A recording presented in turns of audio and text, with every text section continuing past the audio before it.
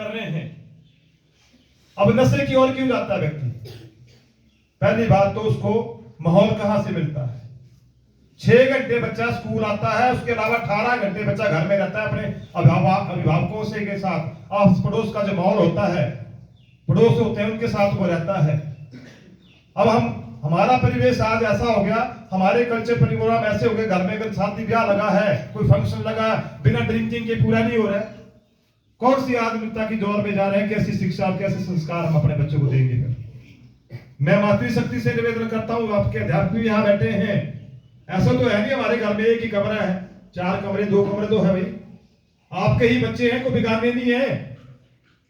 मैं आपसे निवेदन करना चाहूंगा, अगर आपके घर में कोई व्यक्ति कोई ड्रिंकिंग कर रहा है भाई, उनको बोलिए दूसरे कमरे में बैठ जाइए, और बच्चों को बोलिए उस कमरे में नहीं जाना है। मैं बच्चों से भी निवेदन करना चाहूंगा, बिल्कुल नहीं जाना बेटा। अगर आपके घर में कोई गेस्ट बैठा है, कोई दूसरा आदमी बैठा है, मम्मी सैलड भी दे रही है, बिल्कुल नहीं जाना। मम्मी की ड्यूटी है, आपका काम नहीं है, वो करेगी उस काम को। और कोई व्यक्ति अगर स्मोकिंग कर रहा है घर में, और ये आपके साथ कोई इस तरह तंबाकू का प्रोडक्ट मंगवा रहा है, मैं आपको विस्तार में बता रहा हूं बेटा, आपके भविष्य के लिए हम आए हैं। आप आने वाला भविष्य है। आप में से कोई डॉक्टर बनेगा, कोई इंजीनियर बनेगा, कोई साइंटिस्ट बनेगा, कोई टीचर बनेगा, कोई आईएएस ऑफिसर बनेगा।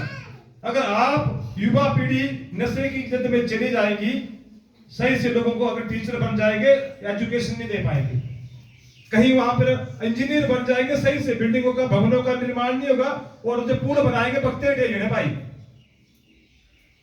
और ना अच्छे से खोज कर पाओगे। मेरा निवेदन है, क्योंकि हमारे माननीय प्रधानमंत्री जी का भी लक्ष्य है युवाओं को सशक्त बनाना है, स्वस्थ बनाना है, और तभी हमारा भारत देश आगे बढ़ सकता है। किसी भी देश की उन्नति तब तक उन्नति नहीं हो सकती जब अगर उसका युवा जो है सशक्त नहीं है। आज जो बाहरी ताकतें हैं हमारी जो देश को खोखला करने में लगी है, किसी ना किसी तरह से जो नशा है, जो चिट्टा नाम के जहर है, हमारे प्रदेश में एक बहुमूल्य तल पे पहुंच रहा है, कहीं ना कहीं चाहे पाकिस्तान से आ रहा है, कोई अन्य दूसरी कंट्रियों से आ रहा है। पहले तो था नहीं, पहले तो हमारे यहाँ नॉर्मल बीड़ी सिगरेट तंबाकू का उपयोग करते थे लोग, आज कोकीन हो गया, स्मैक हो गया, ब्राउन शुगर हो गया, और ये चिट्टा, और इसके बाद बच्चे इंजेक्शन लगा रहे। यहाँ पर मैं निवेदन करना चाहूंगा, पठानी जी पंपलेट चालू करेंगे प्लीज, मैं वॉलंटियर भेजेंगे जरूरत ही पाई। अगर बच्चों को एक्स्ट्रा पैसे दिया तो पूछिए कहां खर्च किए हैं पैसे। ऐसा तो है नहीं बच्चों को आपने 500 रुपए दे दिया और बच्चा एक ही दिन में 500 रुपए खर्च करके आ गया। उस बच्चे से पूछिए बेटा क्या दिया आपने 500 रुपए का, अगर आप दिन पर गए थे क्या खाया।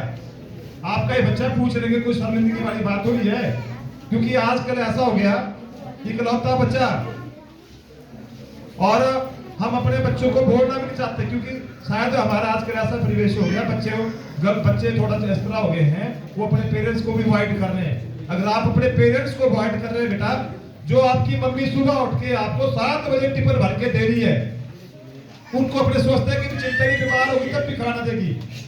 और जो पापा आपके दिहाड़ी मजदूरी लगा के या नौकरी पेशा करके आपकी फीसें दे रहे हैं, आपकी ड्रेस ले रहे हैं, आपको और करने, उनके अलावा और किसी को चिंता नहीं आपकी। इसलिए अपने माँ बाप का कहना जरूरी मानिए। अगर माँ बाप का कहना नहीं मानोगे, जिंदगी में कभी आगे नहीं बढ़ पाओगे। ये जरूरी मेरी बात ध्यान रखना। पहले गुरु माँ बाप है, उसके बाद आपके अभिभावक है, माँ बाप उसके बाद टीचर है। तो मेरा निवेदन है, अपने पेरेंट्स से कुछ नहीं छुपाना होता है, और अपने पेरेंट्स से सही तरीके से बात करनी है। और हम यहाँ बात नशे की कर रहे हैं, तो मैंने कहा